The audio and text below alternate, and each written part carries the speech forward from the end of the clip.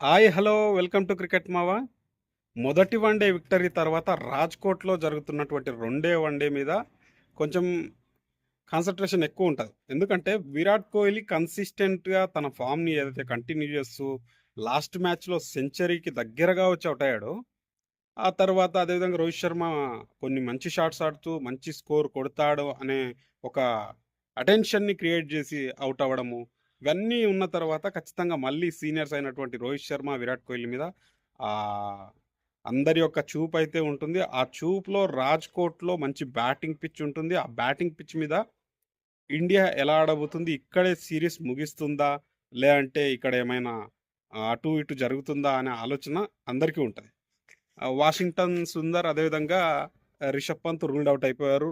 రిషబ్ పంత్ ప్లేస్లో ధ్రువ్ జురెల్, అదేవిధంగా వాషింగ్టన్ సుందర్ ప్లేస్లో ఆయుష్ బదాని వచ్చాడు వెరైటీగా ఇక్కడ. ఎందుకంటే ఆయుష్ బదానికి వాషింగ్టన్ సుందర్కి సిమిలర్ క్వాలిటీస్ ఉండదు. ఎందుకంటే ఇక్కడ వాషింగ్టన్ సుందర్ వచ్చేసి బౌలింగ్ ఆల్రౌండర్, ఆయుష్ బదాన్ వచ్చి బ్యాటింగ్ ఆల్రౌండర్. వీళ్ళిద్దరికి కంపారిజన్ కొంచెం అటు ఇటు ఉన్నప్పటికీ ఆయుష్ బదన్ అయితే వాషింగ్టన్ సుందర్ ప్లేస్లో వచ్చాడు. మరి టీంలోకి వస్తాడా రాడా అనేది తెలియదు, కానీ స్క్వాడ్లోకి అయితే వచ్చాడు. ఈ స్క్వాడ్లోకి వచ్చిన తరుణంలో రాజ్కోట్లో మంచి బ్యాటింగ్ పిచ్ అయితే ఉంటుంది. మంచి 300, 350 వరకు స్కోర్ పోయే విధంగా పిచ్ ఉంటుంది. మొదట టాస్ గెలిచి బ్యాటింగ్ చేసిన వాళ్ళకి కాస్త అనుకూలంగా ఉంటుంది. కాస్త కాదు, బాగానే ఉంటుంది. ఎందుకంటే డ్యూ ఫ్యాక్టర్ ఉంటుంది కాబట్టి ఖచ్చితంగా సెకండ్ బ్యాటింగ్ చేసే వాళ్ళకి చేజింగ్ అనేది చాలా బాగుంటుంది. చేజింగ్లో విరాట్ కోహ్లీ అద్భుతంగా ఆడుతున్నాడు, మనం చూస్తూనే ఉన్నాం. లాస్ట్ మ్యాచ్లో రోహిత్ శర్మ కాస్త త్వరగా అవుట్ అయినప్పటికీ ఈ మ్యాచ్లో తను కూడా భారీ ఇన్నింగ్స్ ఆడాలనుకుంటాడు. ఎందుకంటే ఆస్ట్రేలియా సిరీస్తో కానీ అదేవిధంగా సౌత్ ఆఫ్రికా సిరీస్తో కానీ వీళ్ళిద్దరు మంచి పర్ఫార్మెన్స్ రాబట్టారు కాబట్టి ఇక్కడ రోహిత్ శర్మ నుంచి కూడా బిగ్ ఇన్నింగ్స్ అయితే రావాలని ప్రేక్షకులు ఎదురు చూస్తూ ఉంటారు.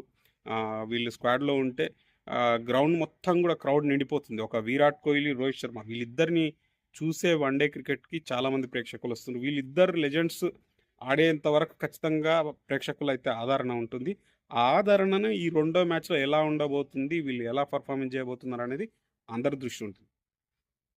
మేజర్‌గా మన ఇండియాకి ప్రెజెంట్ పెద్దగా సమస్యలు లేవని చెప్పొచ్చు. ఎందుకంటే ఓపెనింగ్ జోడీ రోహిత్ శర్మ అదేవిధంగా గిల్ ఎప్పుడైతే వీళ్ళు కన్సిస్టెంట్‌గా వన్‌డే పర్పస్‌లో రాణిస్తూనే ఉన్నారు.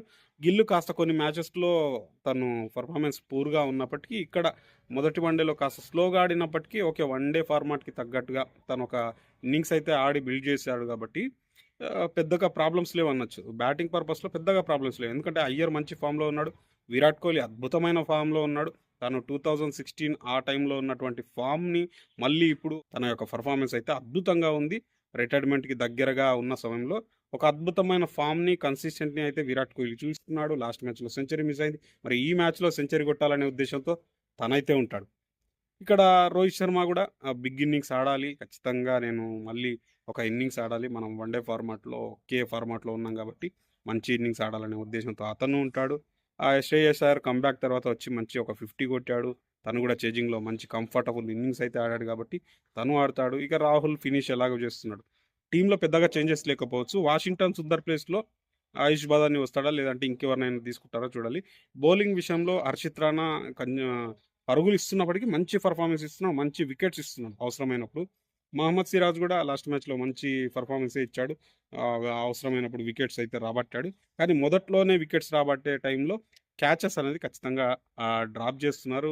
కుల్దీప్ యాదవ్ లాస్ట్ మ్యాచ్‌లో ఒక క్యాచ్ డ్రాప్ చేయడం, ఇలా గిల్ డ్రాప్ చేయడం ఇవన్నీ జరుగుతున్నాయి కాబట్టి క్యాచెస్ అనేది ఇదొక్కటి కొంచెం సమస్యగా మారింది. బౌలింగు, బ్యాటింగు ఇవన్నీ ఇక కంఫర్టబుల్‌గా ఉన్నప్పటికీ ఒక ఫీల్డింగ్ మాత్రం ఆ క్యాచెస్ ఎక్కువగా డ్రాప్ చేయడం అయితే అటు టీ20స్ కానీ, టెస్టులు కానీ, ఇటు వన్‌డేలు కానీ అన్నిట్లో జరుగుతున్నాయి. ఇదొక్కటి కూడా కవర్ చేసుకుంటే ఈ సిరీస్ విక్టరీ, బైలాటరల్ సిరీస్‌లు అనేది విజయం అనేది పెద్ద కన్సిడరేషన్ కాదు. బట్ ఆ ఫీల్డింగ్‌ని ఇంప్రూవ్ చేసుకోవడం, క్యాచెస్‌ని ఇంప్రూవ్ చేసుకోవడం ఇది జరగాలి. అదేవిధంగా లాస్ట్ మ్యాచ్‌లో అనుకున్న రీతిలో స్పిన్నర్స్ వికెట్లు తీయలేకపోయారు కాబట్టి ఖచ్చితంగా ఈ మ్యాచ్‌లో రాణించాలి కుల్దీప్ యాదవ్. ఇక బ్యాటింగ్‌లో ఏమాత్రం లోపాలు లేవనే అనుకోవచ్చు. ఎందుకంటే ఒకవేళ ఫస్ట్ మ్యాచ్‌లో చూసిన పర్ఫార్మెన్స్ అని కాదు గానీ, ఇప్పుడున్న బ్యాటర్స్ అందరూ కూడా ఆల్మోస్ట్ ఫామ్‌లో ఉన్నారు.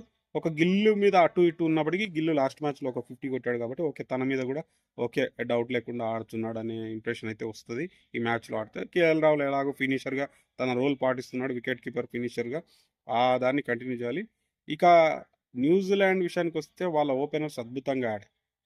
డేరెన్ కాన్వే కానీ, నెక్లెస్ కానీ లాస్ట్ మ్యాచ్లో అద్భుతంగా 100+ పార్ట్నర్షిప్ ఇచ్చారు. వాళ్ళ బౌలింగ్ విషయంలో కేఎల్ జేమిసన్ ఇబ్బంది అయితే పెడుతున్నాడు. చాలా హైట్ ఉంటాడు. ఆ హైట్‌తో బౌన్సర్‌లని సంధిస్తున్నాడు. ఆ బౌన్సర్‌లను సంధించే క్రమంలో మనోళ్ళు వికెట్లు పడేసుకుంటున్నారు. ఆ వికెట్లని ఆ జేమ్సన్‌ని సీనియర్ బౌలర్లు మిస్ అయినప్పటికీ జేమ్సన్ తన ఉన్న సీనియారిటీతో, తనకున్న ఎక్స్‌పీరియన్స్‌తో వికెట్లయితే న్యూజిలాండ్‌కి రాబట్టగలుగుతున్నాడు. వాళ్ళు గనక చేజింగ్ తీసుకున్నప్పుడు, వాళ్ళు గనక చేజింగ్ ఉంటే మాత్రం మన వాళ్ళని ఖచ్చితంగా ఇబ్బంది పెడతారు. ఎందుకంటే 300 స్కోర్ కొట్టారు ఫస్ట్ బ్యాటింగ్‌లో అంటే మంచి స్కోర్. దాన్ని వాళ్ళు చేజ్ చేసేటప్పుడు ఈజీగా కొట్టగలుగుతారు.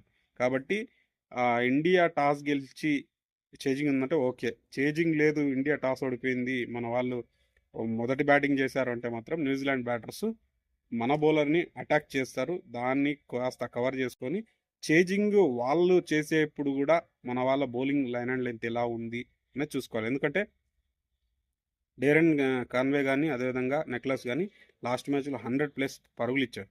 100+ పార్ట్నర్‌షిప్ వాళ్ళు తీసుకొచ్చారు. అది చేజింగ్‌లో ఉన్నప్పుడు ఇంకా ఎక్కువ అయ్యే అవకాశం ఉంటుంది. ఎందుకంటే డ్యూ ఫ్యాక్టర్ ఉంటుంది. క్యాచెస్ మిస్ అవుతాయి. బాల్‌కి గ్రిప్ దొరకదు బౌలర్‌లకి. ఆ గ్రిప్ దొరకని టైంలో న్యూజిలాండ్ బ్యాటర్స్ రెచ్చిపోయే అవకాశం ఉంది కాబట్టి లాస్ట్ మ్యాచ్‌లో డేరెల్ మిచెల్ గూడా ఒక మంచి 84 రన్స్ వరకు గూడా కొట్టాడు కాబట్టి వీళ్ళ నుంచి ప్రమాదం ఉంది.